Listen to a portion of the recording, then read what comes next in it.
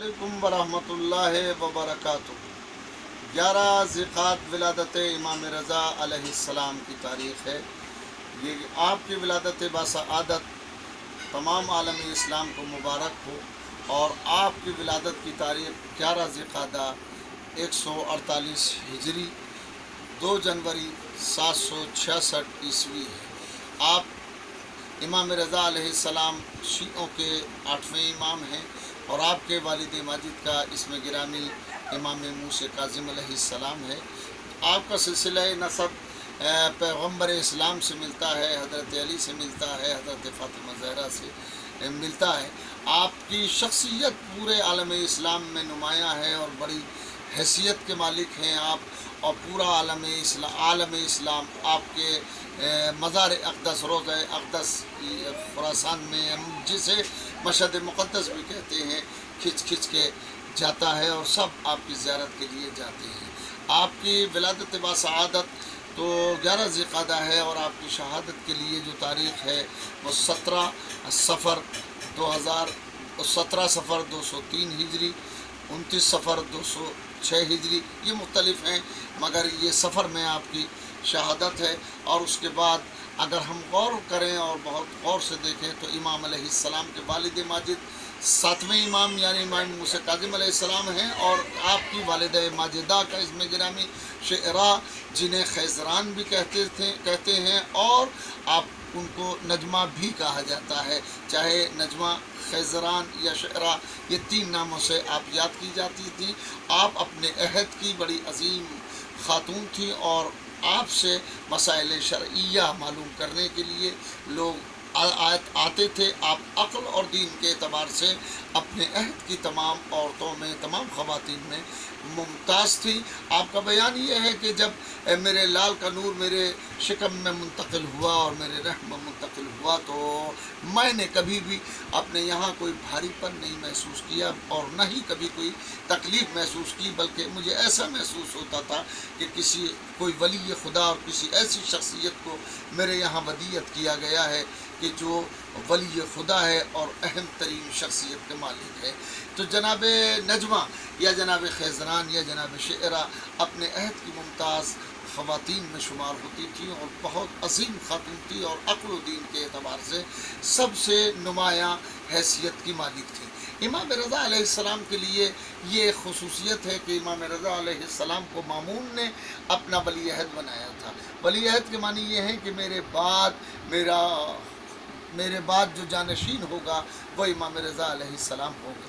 हालांकि इमाम रज़ा अलैहिस्सलाम ने इसको बहुत मना फरमाया था और इमाम ने साफ साफ लहजे में ये कह दिया था कि वली अहद तो वो होना चाहिए जो तेरे बाद ज़िंदा रहे, पता नहीं कौन पहले मरेगा, लिहाजा इस मसले पर ज़्यादा ज़िद न की जाए। लेकिन बादशाह ने यानी मामून रशीद ने इमाम को कत्ल की धमकी दी और 2 महीने तक यही बहस चलती रही कि आप वली अहद हों। इमाम मना करते रहे और आखिर में जब धमकी दी तो इमाम ने मजबूरन इकरार किया और उसके बाद फिर 5 रमज़ान सन 201 हिजरी में इमाम अलैहिस्सलाम की वली अहद के एतबार से बैअत हुई।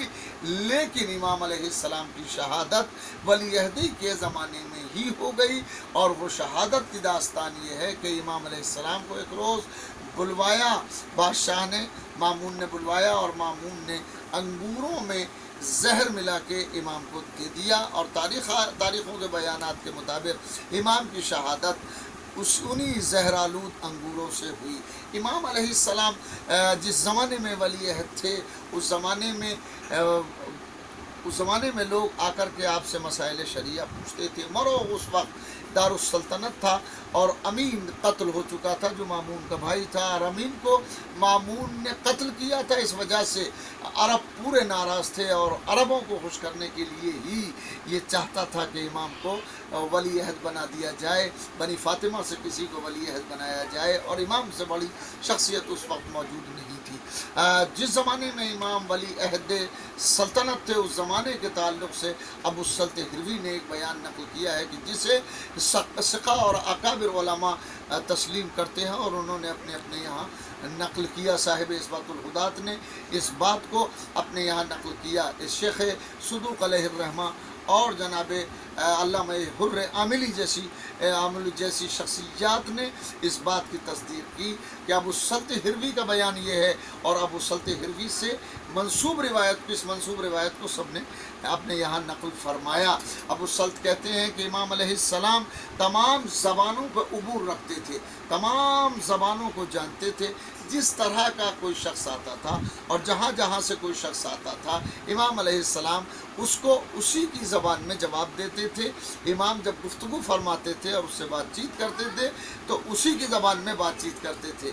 امام علیہ السلام سے ابو السلط ہروی نے ایک بار سوال کیا، خود ان کا نقل کردہ قول ہے، وہ بیان کرتے ہیں کہ میں نے امام علیہ السلام کی خدمت میں عرض کیا، ابن الزہرا، آپ جو بھی کوئی آتا ہے فرزند رسول، آپ اس کی زبان میں جواب عنایت فرماتے ہیں، آپ کو کچھ محسوس نہیں ہوتا؟ تو جناب ابو السلط ہروی کہتے ہیں کہ امام علیہ السلام نے فرمایا، اے ابو السلط، تمہیں معلوم ہے کہ میں حجت خدا ہوں، میں خلیفۃ اللہ ہوں، میں اللہ کی حجت ہوں، میں اللہ کا خلیفہ ہوں، اور خدا جسے اپنی حجت بندوں پر بناتا ہے اور بندوں کے درمیان جسے اپنی حجت بنا کے بھیجتا ہے، اسے زبانوں سے واقفیت عطا کرتا ہے، اسے تمام علوم عطا کرتا ہے، اور تمام زبانوں سے واقفیت عطا کرتا ہے، تاکہ جب وہ عوام سے گفتگو کرے تو انہی کی زبان میں گفتگو کرے، اور جس زبان میں وہ چاہ رہے ہوں ان کے سوال کا جواب اس زبان میں دے، اس لیے کہ جب آنے والا آئے گا وہ اپنی زبان میں سوال کرے گا، اور جب تک اسے اسی زبان میں جواب نہیں ملے گا تو جواب شافی نہیں ہوگا اور وہ مطمئن نہیں ہوگا۔ تو امام علیہ السلام فرماتے ہیں کہ میں اللہ کی حجت ہوں، اللہ نے مجھے تمام علوم عطا فرمائے ہیں اور زبانیں عطا فرمائی ہیں، تاکہ میں سائل کے سوال کا جواب اسی کی زبان میں دوں۔ اور امام علیہ السلام ابو السلط کے بیان کے مطابق اسے سائل کے زبان ہی میں جوابات عنایت فرماتے تھے۔ ظاہر ہے امام ہوتا ہے، امام سے کوئی چیز پوشیدہ نہیں ہے، نہ کوئی ایسی زبان ہے کہ جو امام سے چھپی ہوئی ہو۔ ایسے واقعات تو امام علی علیہ السلام کے زمانے میں بکثرت پائے جاتے ہیں، وہاں پر صرف شخصیتوں نے یا لوگوں نے ہی اپنی زبان میں سوالات نہیں کیے ہیں، بلکہ ان سے تو جانوروں نے بھی اپنی اپنی زبانوں میں سوال کیے ہیں۔ یعنی امام اپنے زمانے کا عالم ترین شخص ہوتا ہے، جانوروں کی بھی زبان جانتا ہے اور انسانوں کی بھی زبان جانتا ہے۔ یہ ولادت امام رضا علیہ السلام کی تاریخ ہے۔ آپ سب کو ولادت امام رضا علیہ السلام مبارک ہو، بہت بہت مبارک ہو، اور خدا امام رضا علیہ السلام کی ولادت کے صدقے میں، امام رضا علیہ السلام کے صدقے میں جملہ امور مسلمین کو آسان فرمائے، اور مسلمانوں کی اور مؤمنین کی مشکلات کو آسان فرمائے، اور اس وقت جو اس وبا سے ہم دوچار ہیں، اس وبا سے اور بلا سے نجات عطا فرمائے، اور تمام اہل ایمان کو امام کی زیارت کی توفیق عطا فرمائے۔ پروردگارہ ہمیں زندہ رکھ اور ہمیں توفیق عطا فرما کہ ہم امام رضا علیہ السلام کی زیارت سے مشرف ہو سکیں۔ امام رضا علیہ السلام کو رؤوف اہل بیت کہا جاتا ہے، یعنی مہربان، رؤوف کہتے ہیں مہربان کو، امام علیہ السلام رؤوف اہل بیت ہیں۔ خدا ہم کو آپ کے دروازے پر جانے کی توفیق عطا فرمائے۔ ربنا تقبل منا انک انت السمیع العلیم۔ اللہم صلی علی محمد وآل محمد، والسلام علیکم ورحمۃ اللہ وبرکاتہ۔